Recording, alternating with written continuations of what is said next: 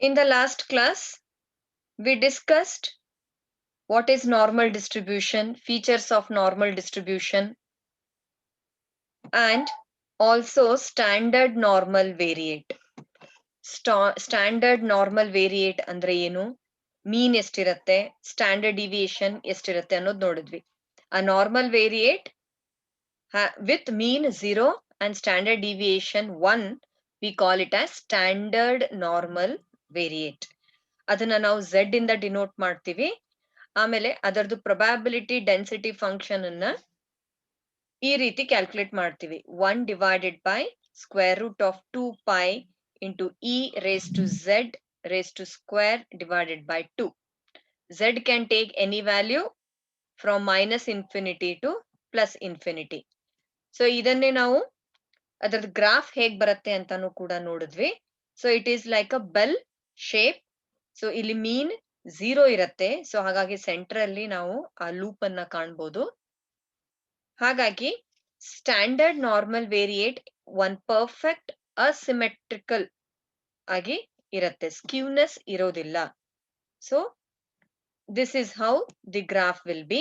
Y axis ಅಲ್ಲಿ probability density, X axis ಅಲ್ಲಿ Z score ಅನ್ನ ನಾವು ರೆಕಾರ್ಡ್ ಮಾಡ್ತಾ ಹೋಗ್ತೀವಿ, ಮಾರ್ಕ್ ಮಾಡ್ತಾ ಹೋಗ್ತೀವಿ. Now, how to calculate the value of normal variate? So ಇಲ್ಲಿ ಮೀನ್ ಮತ್ತೆ ಸ್ಟ್ಯಾಂಡರ್ಡ್ ಡಿವಿಯೇಷನ್ ಎರಡು ಪ್ಯಾರಾಮೀಟರ್ಸ್ ಇಟ್ಕೊಂಡು ನಾವು ಝೆಡ್ ಹೇಗೆ ಫೈಂಡ್ ಔಟ್ ಮಾಡ್ತೀವಿ. So Z will be equal to X. X ಅಂತಂದ್ರೆ ವ್ಯಾಲ್ಯೂ ನಾವೇನ್ ಫೈಂಡ್ ಔಟ್ ಮಾಡ್ತಾ ಇದೀವಿ ಅದು X minus mean divided by standard deviation. So this is how we calculate standard normal variate, and this is what we are going to use to solve problems on normal distribution. ಇದೇ ಫಾರ್ಮುಲಾನ ನಾವು use ಮಾಡಿಕೊಂಡು normal distribution based problems ಅನ್ನ solve ಮಾಡ್ತೀವಿ. Okay, so S N V that is standard normal variate, ಅದನ್ನ ನಾವು N bracket 0 1 ಅಂತ indicate ಮಾಡ್ತೀವಿ. 0 ಅಂದ್ರೆ ಮೀನ್, 1 ಅಂತಂದ್ರೆ standard deviation. So let us take up the first problem on normal distribution. Height of students is normally distributed with mean 165 centimeter. Okay, ಒಂದು ಕೆಲವೊಂದು students height average ಅನ್ನ ನಾವು ತೆಗೆದಾಗ 165 ಸೆಂಟಿಮೀಟರ್ಸ್ ಇದೆ. ಸ್ಟ್ಯಾಂಡರ್ಡ್ ಡಿವಿಯೇಷನ್ 5 ಸೆಂಟಿಮೀಟರ್ಸ್ ಇದೆ. ಸ್ಟ್ಯಾಂಡರ್ಡ್ ಡಿವಿಯೇಷನ್ ಅಂತ ಅಂದ್ರೇನು, ಹೆಚ್ಚು ಕಮ್ಮಿ ಅಂತ ನಾವೇನಂತೀವಿ. ಹೆಚ್ಚು ಕಮ್ಮಿ 165 ಅಂದಾಗ ಹೆಚ್ಚು ಕಮ್ಮಿ ಸ್ಟ್ಯಾಂಡರ್ಡ್ ಡಿವಿಯೇಷನ್ ಅಂದ್ರೆ ಎಷ್ಟು ಡಿಫ್ರೆನ್ಸ್ ಆಗಬಹುದು. 5 ಸೆಂಟಿಮೀಟರ್, 160 ಇರ್ಬೋದು ಅಥವಾ 170 ಇರ್ಬೋದು. ಈ ರೀತಿ difference is 5 centimetre. Find the probability that height of a student is first more than 177 centimetres, second less than 162 centimetres. So ಒಂದು group of students the height average ಎಷ್ಟಿದೆ, 165 ಸೆಂಟಿಮೀಟರ್ಸ್ ಇದೆ. ಸ್ಟ್ಯಾಂಡರ್ಡ್ ಡಿವಿಯೇಷನ್ 5 ಸೆಂಟಿಮೀಟರ್ಸ್ ಅಂತ ಇಟ್ಕೊಂಡು ನಾವು ಆ group ಅಲ್ಲಿ 177 centimetres ಗಿಂತನೂ ಜಾಸ್ತಿ ಇರೋ ಸ್ಟೂಡೆಂಟ್ಸ್ ಗಳು ಎಷ್ಟು ಅಂತ ಫೈಂಡ್ ಔಟ್ ಮಾಡಬೇಕು. ಇನ್ನೊಂದು 162 ಸೆಂಟಿಮೀಟರ್ಸ್ ಗಿಂತ ಕಮ್ಮಿ ಇರೋರು ಎಷ್ಟು ಜನ ಅಂತ ಫೈಂಡ್ ಔಟ್ ಮಾಡಬೇಕು. Okay, so that probability we have to find out. So let us start with a solution. First let us fix X. Let X denote height. ನಾವು ಹೈಟ್ ಅನ್ನ ಫೈಂಡ್ ಔಟ್ ಮಾಡೋದ್ರಿಂದ ಎಕ್ಸ್ ಅನ್ನ height ಅಂತ ಹೇಳಿ denote ಮಾಡೋಣ. ಆವಾಗ x with is a normal variate with parameters mean and standard deviation. Mean is 165 centimeters and standard deviation is 5 centimeters. Okay, then z ಅನ್ನ ನಾವು ಹೇಗೆ ಫೈಂಡ್ ಔಟ್ ಮಾಡ್ತೀವಿ. z is equal to x minus mean divided by standard deviation. So ಇಲ್ಲಿ x find out ಮಾಡಬೇಕು, minus mean. Mean is 165 divided by standard deviation. Standard deviation is 5. So ಹಾಗಾಗಿ z will be equal to x minus 165 divided by 5. Okay, now we will find out the probability. So probability that the student is more than 177 centimeters tall. ಇದರದ್ದು probability ನಾವು find out ಮಾಡಬೇಕಾಗತ್ತೆ. Okay, so ಇಲ್ಲಿ 177 centimeters ಗಿಂತನೂ ಜಾಸ್ತಿ ಬೇಕಾಗತ್ತೆ. So ಇದನ್ನ ನಾವು ಹೇಗೆ express ಮಾಡ್ತೀವಿ ನೋಡ್ಕೊಳ್ಳಿ. So P is the probability X. X value ಎಷ್ಟಿರ್ಬೇಕಂತ ಇದ್ದಾರೆ, more than 177 centimetres. So X is greater than 177. ಇದನ್ನ ನಾವು ಹೇಗೆ ಎಕ್ಸ್ಪ್ರೆಸ್ ಮಾಡ್ತೀವಿ? ಪಿ ಬ್ರಾಕೆಟ್ ಇಲ್ಲಿ ಇದನ್ನ ನಾವು ಫಸ್ಟ್ ಇಂಡಿಕೇಟ್ ಮಾಡ್ತೀವಿ. z is equal to x minus 165 divided by 5. So ಎಷ್ಟು ಇದಾರೆ ಅನ್ನೋದು ನಮಗ್ ಗೊತ್ತಿಲ್ಲ. ಸೊ ಹಾಗಾಗಿ probability of x minus 165 divided by 5 ಇದು 177 ಕಿಂತ ಜಾಸ್ತಿ ಇರಬೇಕು. ಸೊ ಗ್ರೇಟರ್ ದ್ಯಾನ್, ಈಗ ಎಕ್ಸ್ ವ್ಯಾಲ್ಯೂ 177 ಹಾಕೊಳ್ಳಿ, 177 minus 165 divided by 5. ಸೊ ಇದನ್ನ ಈ ರೀತಿಯಲ್ಲಿ ನಾನು ಬರ್ದಿದ್ದೀನಿ, X minus 165 divided by 5. So first one as it is ಇಡಿ, ಆಸ್ ಇಟ್ ಈಸ್ ಇಟ್ಟು ಗ್ರೇಟರ್ ದ್ಯಾನ್ ಅಂತ ಹಾಕೋಬೇಕು. ಯಾಕೆ ಅಂತಂದ್ರೆ ಅವರು ಮೋರ್ ದ್ಯಾನ್ ಅಂತ ಕೇಳಿದ್ದಾರೆ. ಸೊ ಮೋರ್ ದ್ಯಾನ್ ಸಿಂಬಲ್ ಹಾಕೊಂಡು ಸೆಕೆಂಡ್ ಪಾರ್ಟ್ ಅಲ್ಲಿ 177 ಕಿಂತ ಜಾಸ್ತಿ ಇರಬೇಕು. ಹಾಗಾಗಿ ಎಕ್ಸ್ ವ್ಯಾಲ್ಯೂನ ಎಕ್ಸ್ ಇದ್ದಿದ್ ಕಡೆ ನಾವು 177 ಹಾಕೊಂಡು, ಸೊ 177 minus 165 divided by 5 ಅಂತ ಬರ್ಕೊಂತೀವಿ. ಸೊ ಇದನ್ನ ಸಾಲ್ವ್ ಮಾಡ್ಬೇಕೀಗ.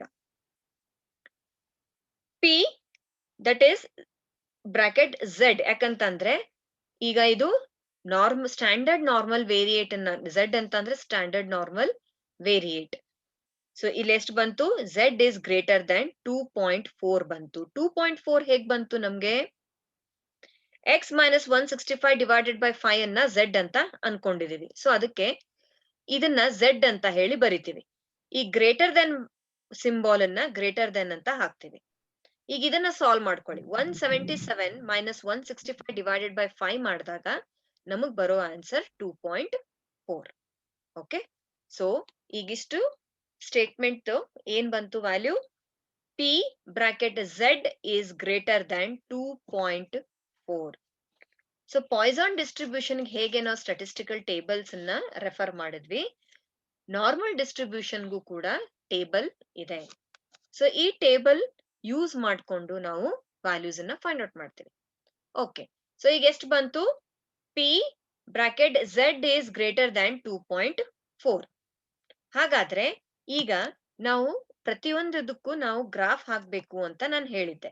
ಸೊ ಈ ಗ್ರಾಫ್ ಮೇಲೆ ಏರಿಯಾನ ನಾವು ಡಿಸೈಡ್ ಮಾಡ್ಬೇಕಾಗತ್ತೆ. So area from 2.4 to infinity, ಯಾಕಂದ್ರೆ 2.4 ಕಿಂತ ಜಾಸ್ತಿ ಇದೆ ಅಂತ ಹೇಳ್ತಾ ಇದೀವಿ ಝೆಡ್. ಅಂದ್ರೆ 2.4 ಇಂದ ಎಷ್ಟಾದ್ರೂ ಝೆಡ್ ಇರ್ಬೋದು, ಎಷ್ಟಾದ್ರೂ ಅಂದ್ರೆ infinity. So area from 2.4 to infinity, ಅದನ್ನ ಹೇಗ್ ಫೈಂಡ್ ಔಟ್ ಮಾಡೋದು? First area from 0 to infinity values ತಗೊಂಡ್ಬಿಡಿ, ಅದರಿಂದ 0 ಟು 2.4 ಲೆಸ್ ಮಾಡ್ಕೊಳ್ಳೋದು. Okay, area from 0 to infinity minus area from 0 to 2.4. ಈ 0 ಟು ಇನ್ಫಿನಿಟಿಯಲ್ಲಿ 0 ಟು 2.4 ನ ಲೆಸ್ ಮಾಡಿದ್ರೆ ನಮ್ಗೆ 2.4 ಟು ಇನ್ಫಿನಿಟಿ ವ್ಯಾಲ್ಯೂ ಸಿಗತ್ತೆ. ಈಗ ಈ ಗ್ರಾಫ್ ಅಲ್ಲಿ ನಾವು ಈ ಚಾರ್ಟ್ ಅಲ್ಲಿ ನೋಡಿದಾಗ, ನಾರ್ಮಲ್ ಡಿಸ್ಟ್ರಿಬ್ಯೂಷನ್ ವ್ಯಾಲ್ಯೂ ಚಾರ್ಟ್ ಏನಿದೆ ಅದರಲ್ಲಿ ನೋಡಿದಾಗ 0 ಟು ಇನ್ಫಿನಿಟಿ ವ್ಯಾಲ್ಯೂ ಯಾವಾಗ್ಲೂ 0.5 ಇರತ್ತೆ. 0 to infinity 0.5, 0 to minus infinity 0.5 ಇರತ್ತೆ. ಒಟ್ಟಾರೆ 1 ಅಂತ ಬರುತ್ತೆ. Okay, so 0 to infinity is always 0.5 minus area from 0 to 2.4. So ಈ 2.4 ವ್ಯಾಲ್ಯೂ ಎಲ್ಲಿದೆ ಅಂತ ನಾವು ನೋಡಿದಾಗ ನಮ್ಗೆ 0.4918 ಅಂತ ಟೇಬಲ್ ಅಲ್ಲಿ ಗೊತ್ತಾಗತ್ತೆ.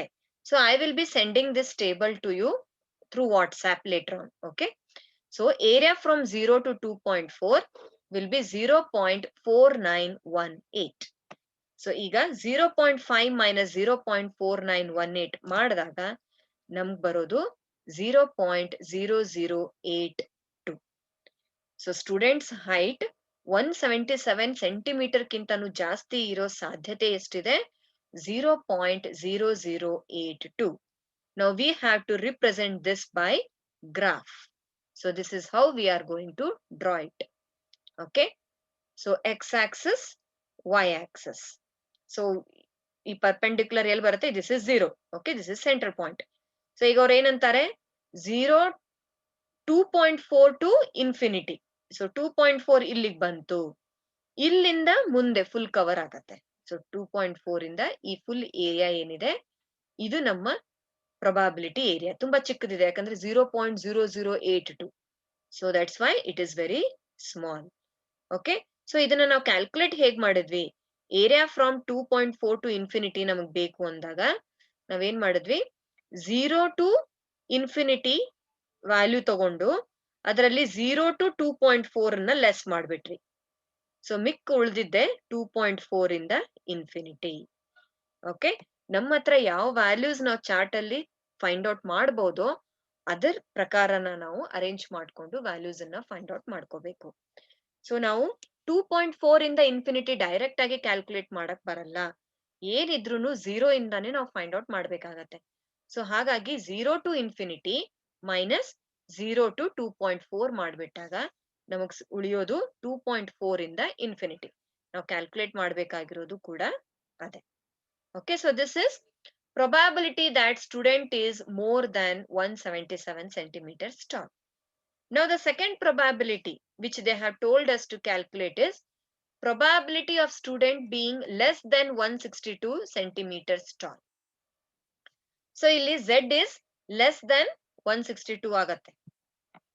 So X is less than 162 andre P bracket X minus 165 divided by 5 ಇದು Z ಇದಿಷ್ಟು ಪೋರ್ಷನ್ Z ಲೆಸ್ ದ್ಯಾನ್, ಯಾಕಂದ್ರೆ ಲೆಸ್ ದ್ಯಾನ್ ಕೇಳಿದ್ದಾರೆ, ಲೆಸ್ ದ್ಯಾನ್ 162 ಅಂದಿದ್ದಾರೆ. ಈಗ X ವ್ಯಾಲ್ಯೂ 162 ಹಾಕೊಂಡು ಬರೀರಿ.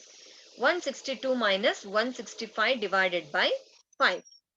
So when we solve this, so X minus 165 divided by 5 ಅಂತಂದ್ರೆ Z ಇದು. Okay, less than 162 minus 165 divided by 5 ನಮ್ಗೆ minus 0.6 ಬರುತ್ತೆ. ಯಾಕಂದ್ರೆ 162 ಕಮ್ಮಿ ಇದೆ, 165 ಜಾಸ್ತಿ ಇದೆ. minus 3 divided by 5 ಬಂದಾಗ minus 0.6 ಬರುತ್ತೆ. Now we have to fix the area. So ಈಗ area ಏನು? Area will be from 0.6 to infinity. Okay, ಅಥವಾ ಮೈನಸ್ ಇನ್ಫಿನಿಟಿ ಟು ಮೈನಸ್ 0.6. ಈಗ ಇದನ್ನ ನಾವು ಫೈಂಡ್ ಔಟ್ ಮಾಡಬೇಕು ಅಂತಂದ್ರೆ we have to take the help of 0. So 0 to infinity minus 0 to 0.6 ಮಾಡ್ಬಿಟ್ರೆ ನಮಗ್ ಸಿಗತ್ತೆ. So area from 0 to infinity minus area from 0 to 0.6. Minus ಅಂತ ನಾನು ಯಾಕೆ ಬರ್ದಿಲ್ಲ ಅಂತಂದ್ರೆ ಮೈನಸ್ ಇದೆಯೋ ಪ್ಲಸ್ ಇದೆಯೋ ವ್ಯಾಲ್ಯೂಗಳು ಸೇಮ್ ಬರುತ್ತೆ, ಟೇಬಲ್ ಸೇಮ್ ಇರತ್ತೆ. ಹಾಗಾಗಿ ನೀವು ಮೈನಸ್ ಬರ್ದಿದೆ ಇದಕ್ಕೆ ವ್ಯಾಲ್ಯೂಸ್ಗೆ ಮೈನಸ್ ಹಾಕೋಬೇಕಾ ಅಂತ ಕನ್ಫ್ಯೂಷನ್ ಬೇಡ. ಸೊ ಇನ್ಫಿನಿಟಿ ಟು 0.6 ಅಥವಾ 0 plus minus infinity to minus 0.6 table value same ಇರತ್ತೆ.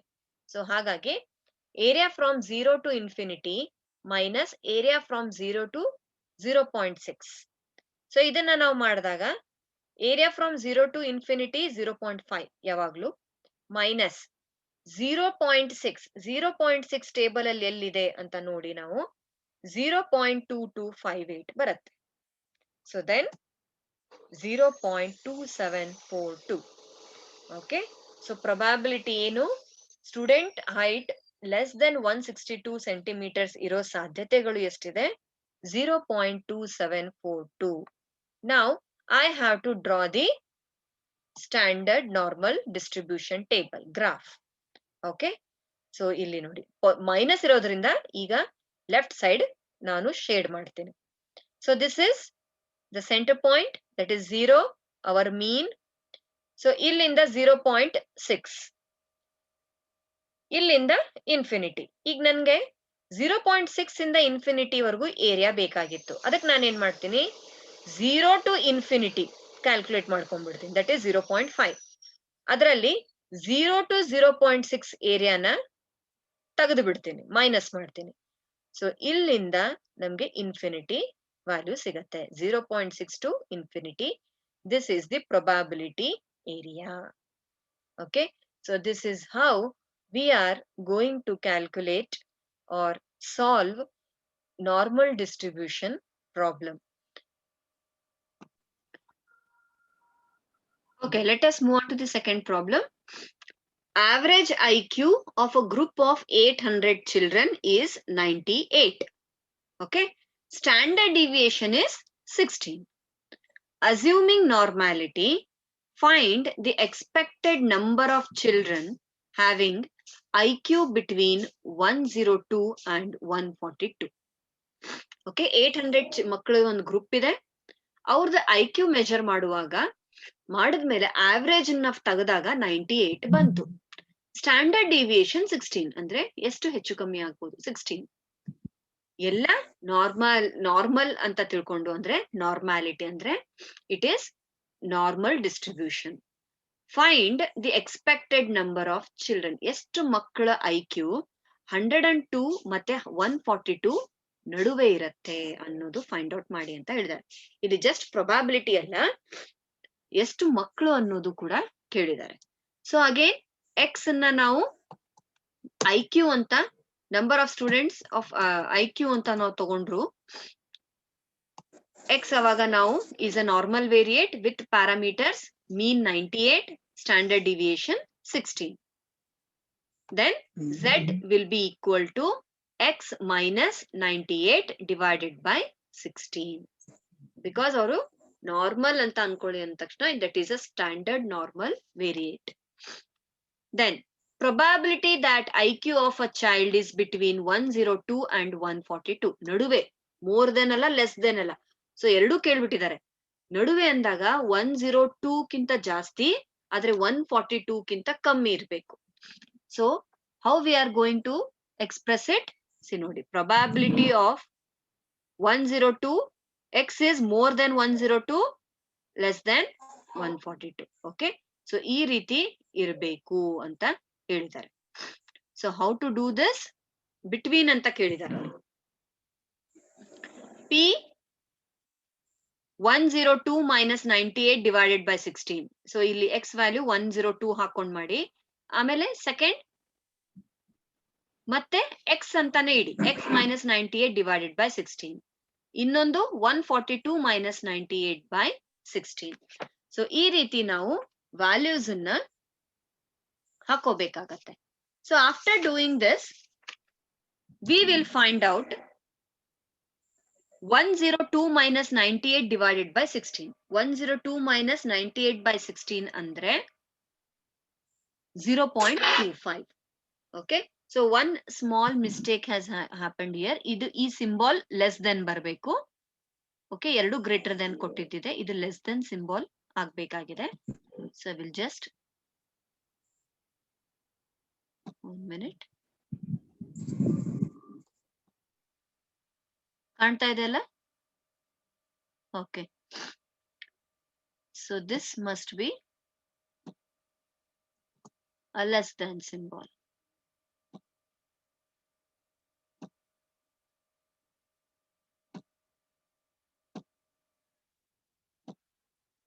Okay, now it is correct.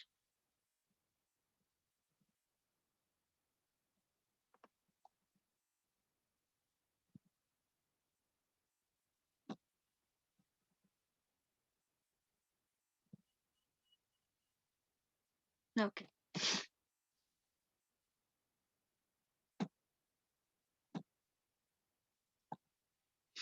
So x denote IQ of children. So x is a normal variate with parameters mean 98 and standard deviation 16. ಹಾಗಾದ್ರೆ standard normal variate ಅಂದ್ರೆ z ಏನ್ ಹೇಗೆ calculate ಮಾಡ್ತೀವಿ? x minus 98 divided by 16. So let us come to the probability of a child between 102 and 142. So ಅದನ್ನ x is more than 102 but less than 142. So ಅದನ್ನ ನಾವು first ಏನ್ ಮಾಡ್ತೀವಿ? 102 minus 98 divided by 16. Then x minus 98 divided by 16. 142 minus 98 divided by 16. So ಇದನ್ನ ಮಾಡಿದಾಗ 0.5. So ಇಲ್ಲಿ ನಡುವೆ ಇದು z ಆಗೋಗುತ್ತೆ. So z is more than 0.25 but less than 2.75 ಆಗತ್ತೆ. ಸೊ ಹಾಗಾದ್ರೆ ನಮ್ಮ ಏರಿಯಾ ಎಲ್ಲಿಂದ ಎಲ್ಲಿ ಬರುತ್ತೆ? 0.25 ಇಂದ 2.75 ಅದರ ನಡುವೆನೆ ಇರಬೇಕು. So again we have to take the help here of 0. So first ಏನ್ ಮಾಡೋಣ? 0 to 2.5 ಫೈಂಡ್ ಔಟ್ ಮಾಡ್ಕೊಂಡು ಅದರಲ್ಲಿ 0 to 2.5 ಮೈನಸ್ ಮಾಡೋಣ. Okay, area from 0 to 2.75 minus area from 0 to 0.25. So 0 to 2.75 ನಾವು ಟೇಬಲ್ ನೋಡಿದಾಗ ಬರೋದು ವ್ಯಾಲ್ಯೂ 0.4970. ಅದೇ ರೀತಿ 0 to 0.25 ವ್ಯಾಲ್ಯೂ ಬರೋದು 0.987 ಬರುತ್ತೆ. Estimate I will come 0.25. Yes. So 0.0987 ಬರುತ್ತೆ. ಸೊ ಇದನ್ನ ಲೆಸ್ ಮಾಡಿದಾಗ 0.3983 ಬರುತ್ತೆ. ಇದನ್ನ ನಾನು ಈಗ ಇದು ಪ್ರೊಬಾಬಿಲಿಟಿ ಆಯ್ತು. 800 ಸ್ಟೂಡೆಂಟ್ಸ್ ಅಲ್ಲಿ ಎಷ್ಟು ಜನರಿದ್ದಾರೆ, ಎಷ್ಟು ಸ್ಟೂಡೆಂಟ್ಸ್ ಇದ್ದಾರೆ ಅಂದಾಗ n ಇಂಟು ಪಿ ಮಾಡಬೇಕು. n is 800, p is 0.3983. So ಎಷ್ಟು ಮಕ್ಕಳು IQ 102 ಮತ್ತೆ 142 ನಡುವೆ ಇದೆ ಅಂದಾಗ n into P, that is 800 into 0.3983, 319 students. So there are 319 students whose IQ is between 102 to 142. Now I have to represent this in graph. So ಇದನ್ನ ನಾನು graph ಅಲ್ಲಿ ಹಾಕಿದಾಗ, ಸೊ 0 ಇಲ್ಲಿದೆ, ಅದ್ರ ಪಕ್ಕನೆ 0.25, 0.25 ಇಂದ ಹಿಡಿದು 2.75 ಇದಿಷ್ಟು Z ವ್ಯಾಲ್ಯೂ ಇದೆ.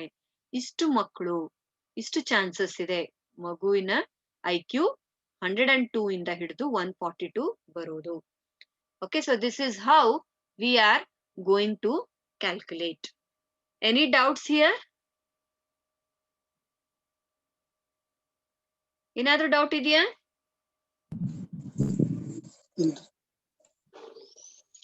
Okay.